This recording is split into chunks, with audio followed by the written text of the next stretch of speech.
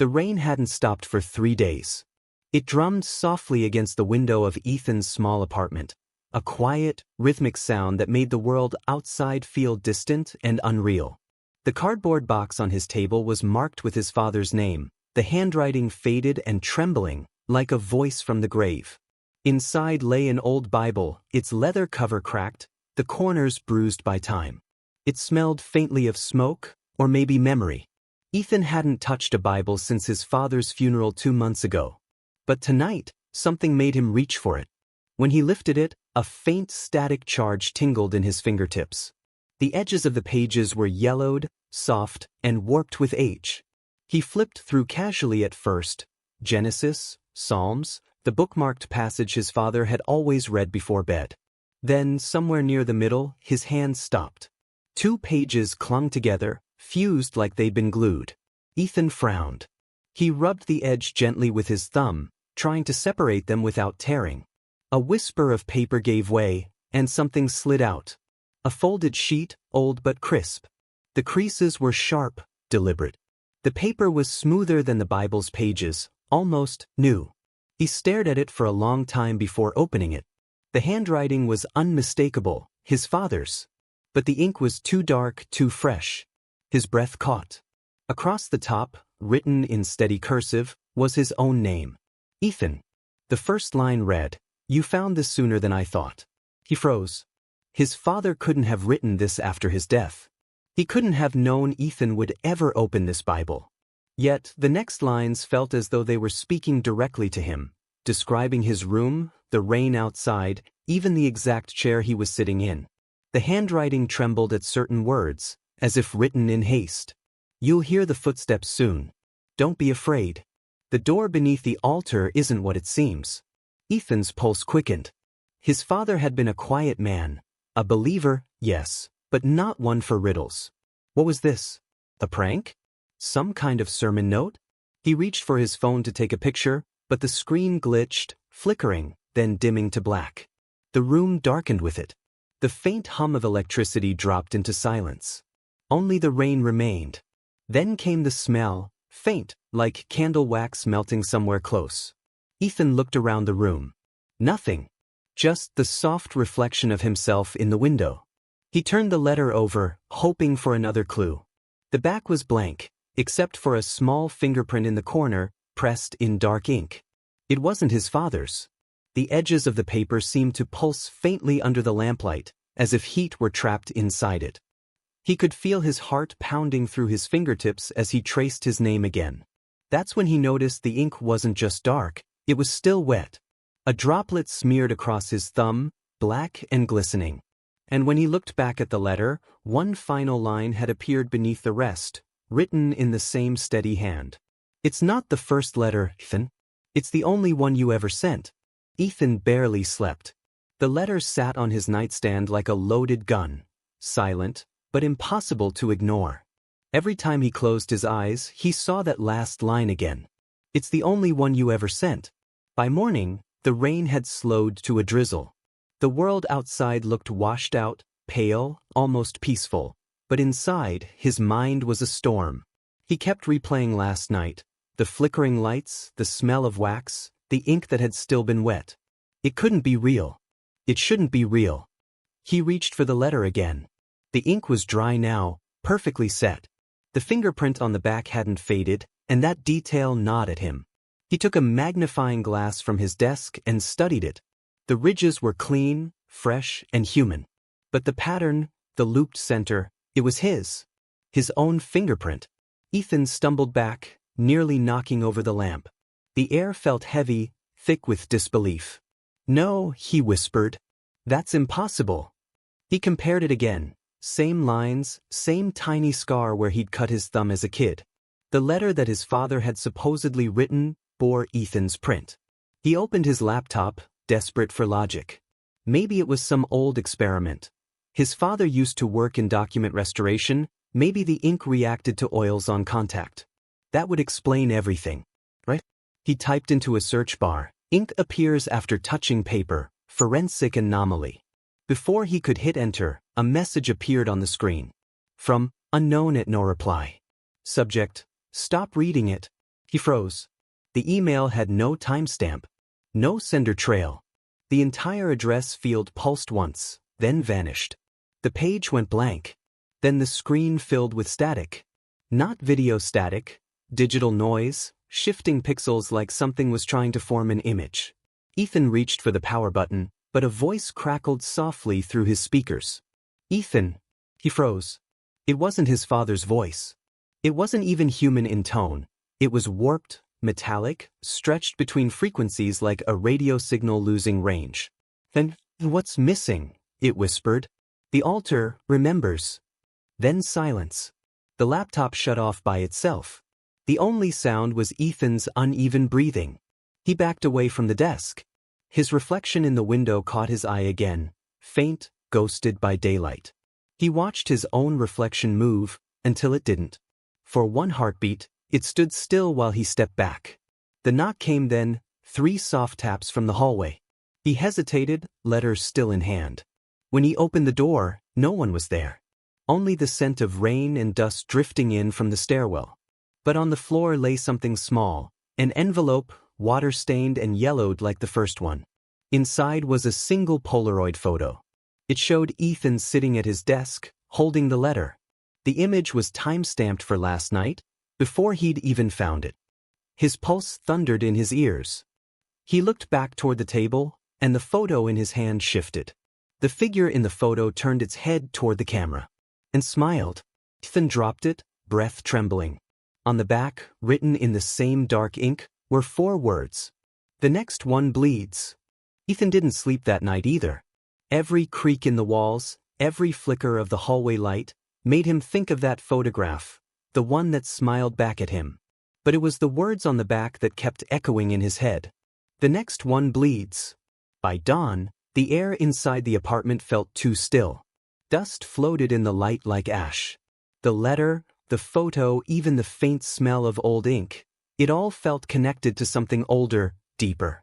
Something that hadn't ended. He remembered the voice from his computer. "The altar remembers."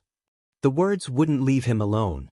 There was only one place that came to mind, the church on Crescent Hill. It had been abandoned for years, ever since the flood. Ethan's father used to take him there as a boy. He said the church had roots older than the town itself. Now Ethan knew he had to go back. The rain returned as he drove through the empty streets. The church appeared through the mist like a shadow rising from the ground, its roof sagging, stained glass shattered. He parked the car, heart hammering as he stepped inside. The interior smelled of mold and memory. Pews were overturned, hymn books rotting. But the altar, it still stood. Heavy, cracked marble streaked with candle wax and age. Ethan ran his hand across the cold surface. It was solid stone, until his fingers brushed over a faint groove. He looked closer. A rectangle, perfectly cut, hidden beneath years of grime. The base of the altar wasn't just stone. It was a door. He hesitated, then searched the floor around it. That's when he noticed something buried in the corner, a brass key, dull with time. The same shape as the one carved into his father's old Bible cover. His breath caught. He knelt, slid the key into the groove, and heard a soft click. The altar shifted with a low groan. Dust poured out from underneath as a section of the floor slowly lifted. A narrow staircase spiraled downward into darkness.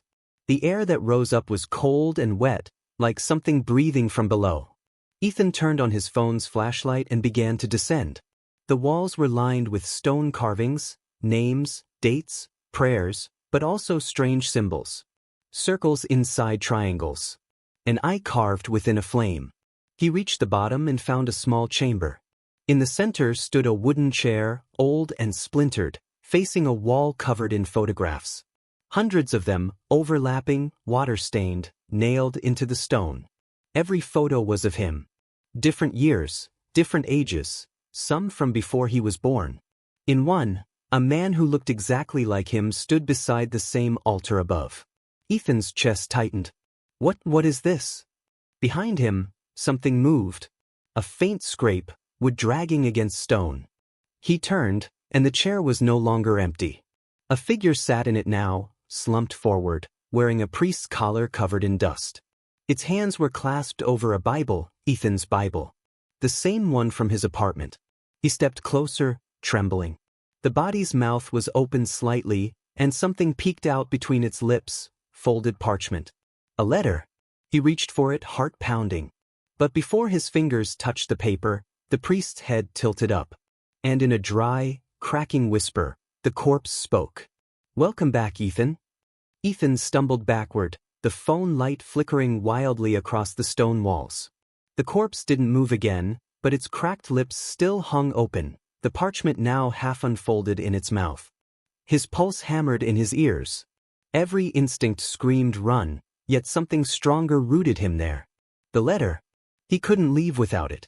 With trembling hands, he reached forward and carefully pulled the folded page free.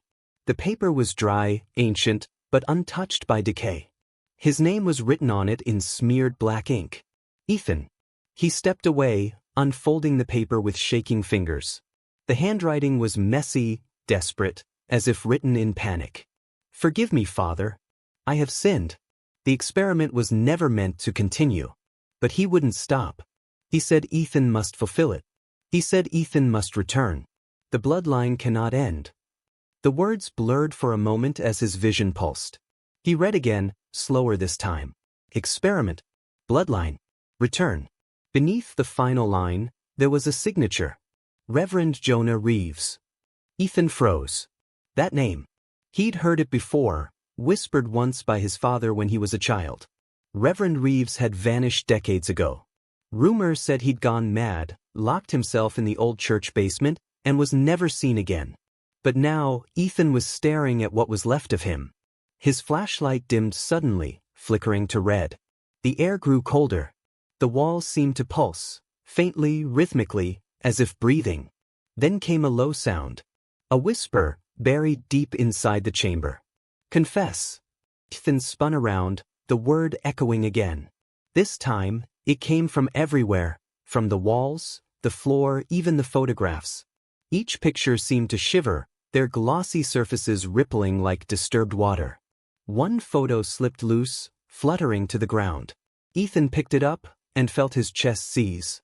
It was the same chamber, same chair. But this time he was the one sitting in it. His own face, pale, eyes hollow, hands clasped over the Bible. His breath came shallow. "No, no, that's not possible." The whisper grew louder. "You already confessed." The letter in his hand began to darken, faint red stains spreading across the words. He dropped it, stumbling backward. The floor beneath him groaned. Something cracked open near the altar's base above. And then, a drip. Ethan looked up. A dark stain began to form on the ceiling, directly over the chair. It thickened, spreading like ink through paper, until a drop fell onto his cheek. It was warm. Blood. He wiped it away, his breath breaking into ragged gasps. Above him, something was moving, slow, deliberate footsteps echoing through the hollow corridor leading to the church floor. Someone else was there. Ethan switched off his flashlight, pressing himself against the wall. The footsteps grew louder, descending the stairs. A figure appeared, cloaked in black, holding a candle that barely lit its face. "Ethan," it said softly, almost kindly. "You read the letter?" Ethan couldn't find his voice. The figure stepped closer. "Then you know who you are." It reached out a hand, gloved and trembling. "You must finish what he started." Ethan's back hit the stone. "What are you talking about?" The candlelight flickered higher, revealing the face beneath the hood. It was his father, but not as he remembered him. The skin was pale, stretched. The eyes, too dark, too deep. "Confess, son," the man whispered, smiling faintly. "You've been here before." The candle went out. Darkness swallowed the room. When the candle went out, Ethan didn't scream. He couldn't. His throat locked, frozen in terror as the last trace of light disappeared. The only thing he could hear was his own heartbeat, rapid, uneven, desperate. He blinked into the dark, searching for the faintest outline of his father. Nothing. Just the faint scent of smoke. His hand brushed the folded photograph that had fallen from the altar earlier. It felt warm now, unnaturally so, as if it had just been near a flame. He lifted it toward the faint glow of his phone's dying screen. The image had changed again. The photograph now showed the church engulfed in flames. The same altar. The same basement door. And standing in front of it, his father. His eyes were turned toward the camera, face lit orange by firelight. Ethan's fingers trembled. This couldn't be real.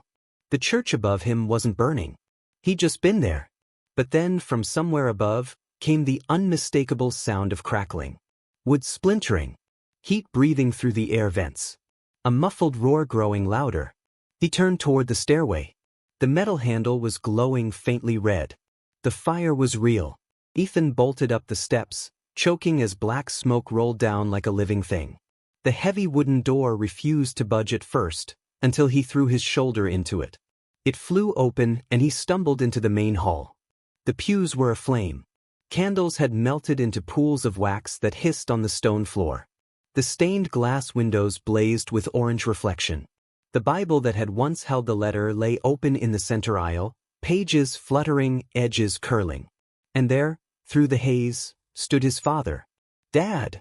Ethan coughed, covering his mouth. "We have to get out." But his father didn't move. He stood beside the pulpit, perfectly still, watching the flames climb the walls. "You shouldn't have looked," the man said softly, his voice almost lost in the roar. "The fire remembers, Ethan." "What fire?" Ethan shouted. His father smiled faintly. "The one you started." Ethan froze. "No, I didn't." But as he spoke, a vision flared through his mind, like a spark igniting memory. He saw himself, younger, holding a match in this very church. His mother's voice in the distance, crying. His father shouting his name. Then, blackness. Ethan clutched his head, the memory vanishing as quickly as it came. "No, that's not me. That never happened." The flames roared higher, swirling around the altar. The photograph in his hand caught fire instantly, but before it burned away completely, a new image flickered on its surface. Not the church. Not his father. It was him. Ethan, standing outside his old home, watching the church burn from afar, a lighter still clutched in his palm. He dropped the photo. It disintegrated before it hit the floor. He stumbled backward toward the door, desperate for air. "I didn't do this. I didn't." His father's silhouette blurred in the smoke. "Confession isn't about belief, son," the voice said. "It's about remembering." The roof cracked above them. Ember rain fell. Ethan ran, bursting through the side exit and collapsing onto the cold ground outside. Behind him, the old church groaned, and then, with one final breath, the steeple caved in. A faint light flickered inside the burning ruins. Through the shattered window, Ethan could see the Bible still on the altar, completely untouched by fire. Its pages turned on their own, one after another, until they stopped on a folded photograph, unburned, waiting. The next gust of wind blew toward him, carrying with it the faint smell of smoke, and something else. Fresh, the fire had died by morning. Or at least, that's what the firefighters said. But when Ethan stood among the ashes, the ground still felt warm, pulsing faintly beneath his shoes, like a heartbeat buried deep under stone. He shouldn't have been there. The church was closed off, the ruins blackened and unstable. Yet he couldn't stay away. Not after what he saw last night. The Bible that refused to burn, the photograph that shouldn't exist, and his father's words echoing in the flames. "The fire remembers." The smell of smoke still clung to him. Every breath tasted like soot and old guilt. He stepped over the caution tape, moving toward what used to be the altar. Or rather, the space where it once stood. There was nothing left now, just charred beams, melted glass, and fragments of scripture pages, scattered like fallen leaves. But something was there. Half buried in the ash, the Bible. Unmarked. Untouched. Ethan knelt down, brushing soot away from its cover. The leather was cool beneath his fingers, as if it had been waiting for him. When he opened it, the smell of old paper filled the air, and beneath that, something else. Fresh ink. A line had appeared across the open page, faint but deliberate. The letters seemed to form while he watched, as though an unseen hand were writing beneath the surface. "Ethan." He froze. The whisper was soft, rising from the Bible itself, from between the words of a psalm he didn't recognize. "Ethan, listen." He shut the book, heart pounding, but the voice didn't stop. It grew clearer, as if someone was standing right beside him. "Do you remember what you prayed for?" His pulse hammered in his ears. "Who are you?" "You prayed for forgiveness," the voice murmured. "But not for the truth." The pages fluttered open again on their own, stopping on a verse written in unfamiliar handwriting, ink still wet. "Confession is not enough when the soul forgets." He took a shaky step back. "What do you want from me?" The whisper turned calm. "To remind you." The air shifted. For a moment, the world tilted, and the ruins around him faded. He was no longer standing in ashes. The church was whole again. Light streamed through the stained glass. Candles flickered gently along the aisle. And there, at the front pew, knelt a boy. Younger. Smaller. Praying. Ethan recognized him immediately. It was him. He watched as the boy clasped his hands tightly, tears streaking his soot-covered face. "Please," the younger Ethan whispered. "Please don't let him find me." Then the church door slammed open. A man's shadow filled the doorway, tall, furious, holding something metallic that glinted in the light. The vision fractured, fire swallowing the pews, smoke rolling forward, a scream echoing through the nave. Ethan gasped and stumbled backward. The church was gone again. The ruins returned. He clutched the Bible to his chest, trembling. His reflection shimmered faintly on a piece of broken glass beside him, and for the briefest moment, the reflection's lips moved. "Finish the prayer." Ethan's phone buzzed in his pocket. He looked down. A new voicemail notification blinked on the screen. No number. No caller ID. He pressed play. Static. Then a whisper. "Finish the prayer, Ethan, or the fire starts again." The recording ended, followed by a faint click, like a lighter being flicked open. Ethan turned slowly toward the remains of the altar. The Bible was gone. In its place, a single candle flickered. The candle on the altar shouldn't have been there. Ethan had watched that spot burn to ash, seen the firefighters carry what was left of the pews away. Yet now, in the empty, silent ruins, a single flame danced in defiance of everything real. He hesitated before stepping closer. The light didn't flicker like normal fire. It pulsed, slow and steady, like breath. When he leaned down, the candle's wax had no base, no holder. It simply stood upright on scorched stone, burning without melting. Beside it lay a folded piece of paper. Ethan froze. The handwriting on the outside, sharp, looping letters, was his father's. The same hand that had written the sermons he used to memorize as a child. The same hand that trembled when it signed the police confession 15 years ago. But the name on the envelope wasn't his. It said, "To the one who finds this Bible." He looked around. The Bible was gone. The air around him trembled with faint static, like something unseen was breathing through the walls. Ethan unfolded the letter carefully, expecting age or ashes, but the paper was new. He began to read. "I never wrote this. Yet every night, it appears again, sealed, addressed, waiting for me. I've tried burning it, burying it, tearing it to shreds. Each morning it's back. Whoever finds this, you need to understand, the fire was not an accident. The prayer was never finished. And the one we asked for forgiveness from was not listening." Ethan's grip tightened. His pulse raced. It speaks now through the pages. It remembers names, faces, and the sins we pretend we forgot. If you hear it, don't respond. It doesn't forgive. It collects. The candle flickered violently, its light stretching shadows across the ruins. For a heartbeat, Ethan thought he saw movement, figures half-formed, rising from the soot, faces distorted as though pressed against glass. He stepped back, clutching the letter. "This can't be real," he whispered. The ground trembled beneath him. A soft hum began, low, rhythmic, almost melodic. It was coming from the air itself. From the paper. He looked down. The ink on the letter began to run, black lines twisting into new words, replacing the old ones as if the paper was rewriting itself before his eyes. "Ethan, you shouldn't have come back." He dropped it immediately. The letter hit the floor with a heavy thud, far louder than it should have been. The flame extinguished. The ruins fell into darkness. Then, another sound. A faint scratching. He turned toward it, heart hammering. The noise came from one of the burned pews, like someone writing into wood. He knelt beside it and his breath caught. Carved into the charred surface, the same looping handwriting appeared again, line by line, as if an invisible hand were cutting it into the timber. You left the prayer unfinished. But I didn't. Ethan stumbled back. The letter on the floor ignited suddenly, burning with blue fire, yet even as it turned to smoke, new words formed in the ash. Find the last page. A rush of cold air tore through the ruins. The ashes scattered, then reformed into faint symbols across the floor, the same pattern he'd seen before. A cross. A circle. A key. And at the center, a single word burned faintly into the stone. Home. Ethan backed away, trembling.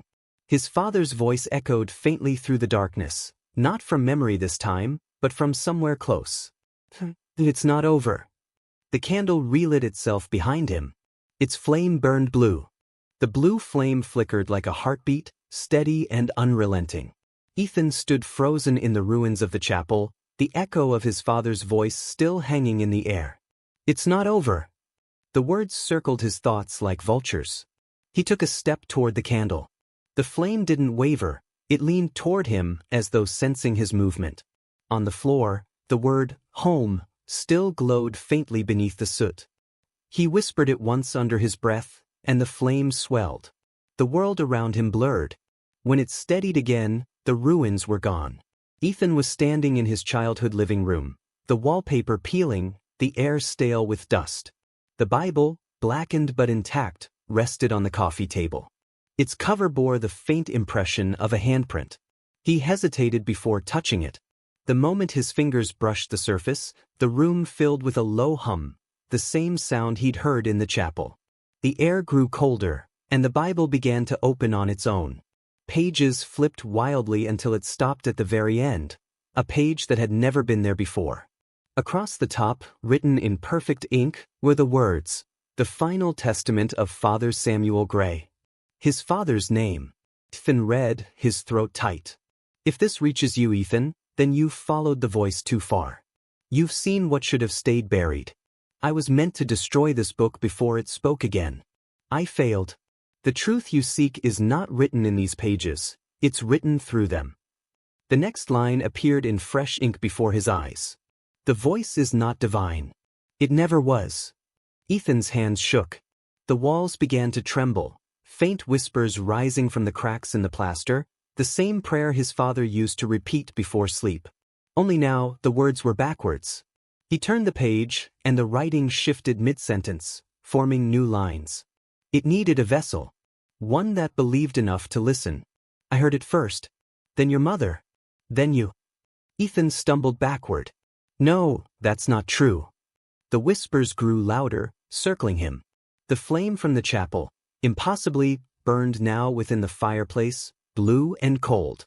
Shadows stretched along the walls, forming vague outlines of people, praying, weeping, reaching toward him. He backed into the Bible, and the next sentence formed. The prayer must be finished. Ethan's heart pounded. What prayer? He shouted. The shadows froze. Then all at once they turned to face him. Their mouths opened, speaking in unison, a single line that made his blood run cold. The one you started when you opened the book. A violent wind tore through the room. The pages of the Bible lifted and scattered, spinning like leaves. Ethan tried to grab them, but each one turned to ash the moment he touched it. Only one remained, the final page. It glowed faintly in the air before landing at his feet. The Final Testament is not a message, it read. It's a choice. Ethan knelt slowly. Beneath the words, two sentences began to form, one faint, one bold. Close the book and it sleeps. Read the last line and it wakes. The house shook violently. Objects crashed from shelves. The whispers became screams. Ethan's pulse thundered in his ears as he stared at the final line appearing across the page. I am already inside. The candle in the fireplace went out, and in the black silence that followed, a voice whispered right behind his ear, calm, familiar, and trembling with regret. "Welcome home, Ethan." The Bible snapped shut on its own.